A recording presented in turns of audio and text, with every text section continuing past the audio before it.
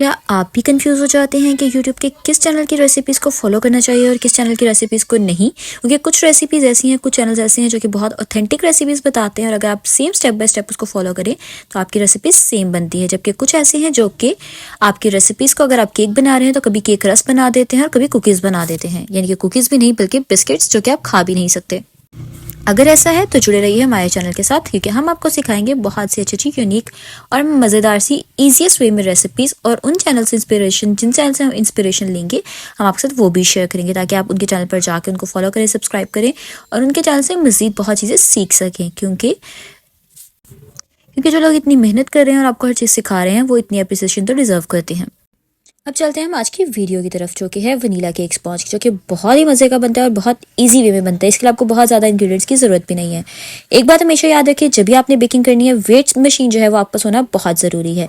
यहाँ पर हम लोग वीडियो के अंदर हमारे पास आपको नज़र आ रहे हैं, मैंने अंडे लिए हैं, ऑयल लिया है, आपको जो स्पून दिखा रही हूँ वो हमारे पास बेकिंग पाउडर के लिए यूज़ हो रहे हैं। उसके अलावा हमारे पास आइसिंग शुगर है और फ्लोर है, जो कि हमारी रेसिपीज़ के मेन इंग्रेडिएंट्स हैं, यानी कि सिर्फ यही इंग्रेडिएंट्स हैं जिससे हमारी रेसिपी तैयार हो जाएगी।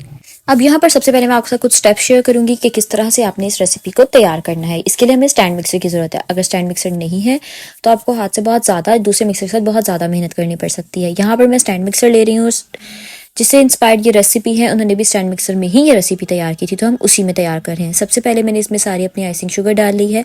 अब यहाँ पर मैं जो हूँ वो 5 पाउंड्स के केक की रेसिपी तैयार कर रही हूँ। आपके साथ मैं रेसिपी शेयर कर दूँगी 1 पाउंड के केक के लिहाज से भी, और यहाँ पर जो मैं 5 पाउंड की रेसिपी शेयर कर रही हूँ वो भी आपके साथ में शेयर कर दूंगी।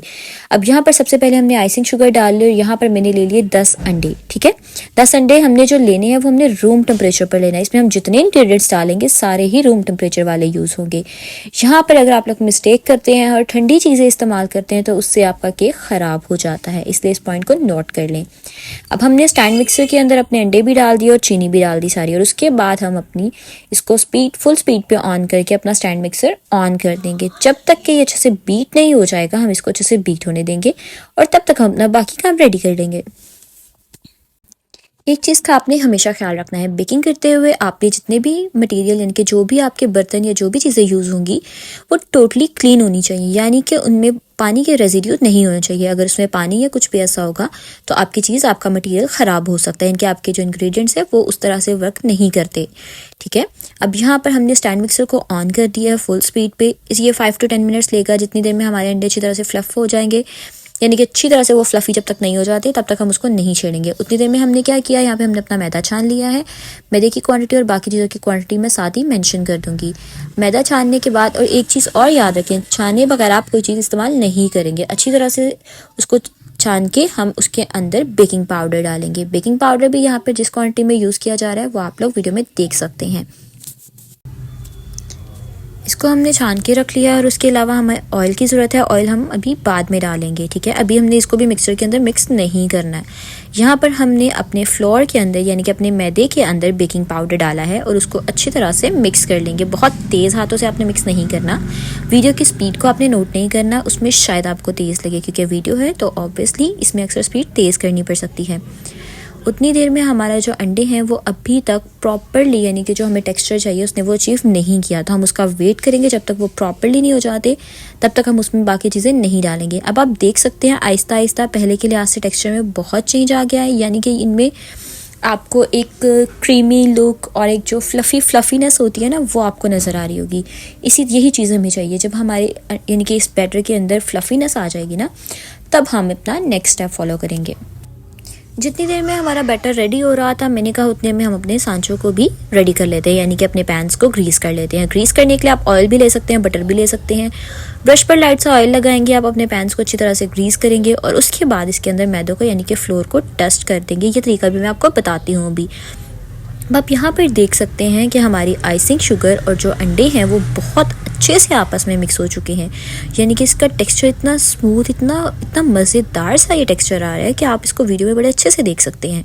और यही टेक्सचर हमें चाहिए अच्छे से मज़ेदार से वनीला केक को तैयार करने के लिए। अब यहाँ पर मैंने 3 डिफरेंट साइज़ के पैन्स ले लिए हैं, और क्योंकि यहाँ पर मैं बैटर ज़्यादा तैयार करी थी, इसमें मैंने फ्लोर डस्ट किया और उसके बाद अपने पैन्स को रेडी कर लूँगी बैटर डालने के लिए।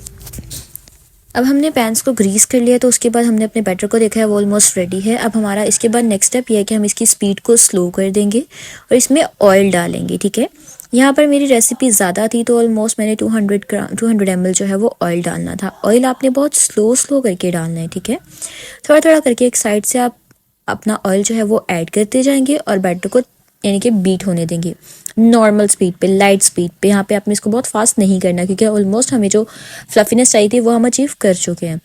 अगर हम एक साथ सारा ऑयल डाल देंगे तो हमारा जो बैटर है वो बैठ जाएगा, या स्पीड बहुत ज़्यादा तेज़ रख के एक साथ सारा डाल देंगे तब भी हमारा बैटर ख़राब हो जाएगा। तो ये जो छोटे छोटे से स्टेप्स हैं इनको फॉलो करना बहुत ज़रूरी है। अब आप वीडियो में देख सकते हैं कि मैंने किस तरह थोड़ा थोड़ा करके अपना सारा ऑयल इसमें डाल दिया है। एक बार जब हमारा सारा ऑयल बैटर में मिक्स हो जाएगा तो हम स्पैचुला की मदद से लाइट से अपने बैटर को मिक्स कर लेंगे। उसके अलावा आपने ये बात हमेशा याद रखनी है कि जब भी आपने कोई रेसिपी ट्राई करनी है तो जस्ट आपने रेसिपी पे फोकस नहीं करना। सबसे ज़्यादा मैटर करता है कि टेक्निक, किस टेक्निक से उस रेसिपी को तैयार किया जा रहा है। ये बहुत अहम पॉइंट है जो हम लोग अक्सर मिस कर देते हैं। फिर हम कहते हैं कि भाई जिसने हमें रेसिपी सिखाई है उसने सही नहीं सिखाई या उसने स्टेप्स मिस कर दिए हैं। तो इन सब चीज़ों को फॉलो करना बहुत ज़रूरी है। एंड सेकेंड चीज़, आप लोगों ने मुझे ये ज़रूर बताना है जब आप लोग ये रेसिपी ट्राई करेंगे कि आप लोग को रेसिपी कैसी लगी। अब हमारा जो बैटर था वो ऑलमोस्ट रेडी था। अब हमारा जो रह गया था इसमें वो फ्लोर ऐड होने वाला रह गया था। फ्लोर का जो हमने बैटर बनाया हुआ था यानी कि जो पाउडर ड्राई इंग्रेडिएंट्स हमने मिक्स किए हुए थे, अब हम उसे ऐड करेंगे थोड़ा थोड़ा करके। ठीक है, और हमने बीटर की स्पीड भी स्लो रखी है। अगर आपसे बीटर की स्पीड स्लो नहीं रखी जाती तो फिर आप यहाँ पर बीटर को बंद कर देंगे और अपना इंग्रेडिएंट थोड़ा थोड़ा डालते जाएंगे और स्पैचुला की मदद से उसको मिक्स करते जाएंगे या हैंड बीटर से मिक्स करते जाएंगे। ठीक है, जब हमारा सारा इंग्रेडिएंट आहिस्ता आहिस्ता इनके सारे ड्राई इंग्रेडिएंट्स अंदर डल जाएंगे, हमारा बाउल खाली हो जाएगा तो हम अपने मिक्सर को बंद कर देंगे और उसके बाद इसको स्टैंड मिक्सर में से निकाल कर स्पैचुला की मदद से कट एंड फोल्ड मेथड के साथ अपने बैटर को स्लाइटली जो है मिक्स करेंगे। कभी भी इसको आपने बहुत फास्ट स्पीड पर मिक्स नहीं करना, उससे आपका बैटर ख़राब हो जाता है।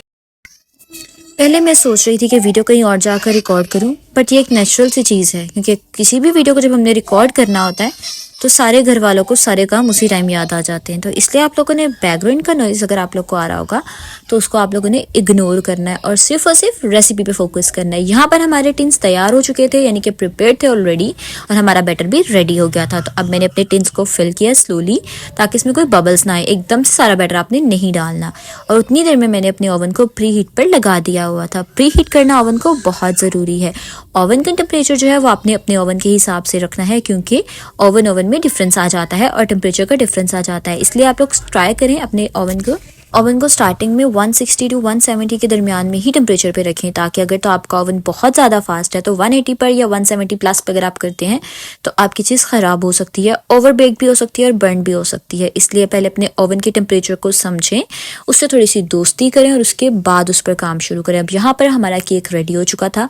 केक को मैंने बेक किया है 30 टू 35 मिनट्स के लिए 170 टेम्परेचर के ऊपर, जो कि आप वीडियो में देख सकते हैं। अब यहाँ पर मैं केक को डीमोल्ड करने के बाद वीडियो बनाना भूल गई थी, इसलिए मैंने कहा आपसे फाइनल लुक शेयर कर दूँ। ये थी हमारे केक की फाइनल लुक।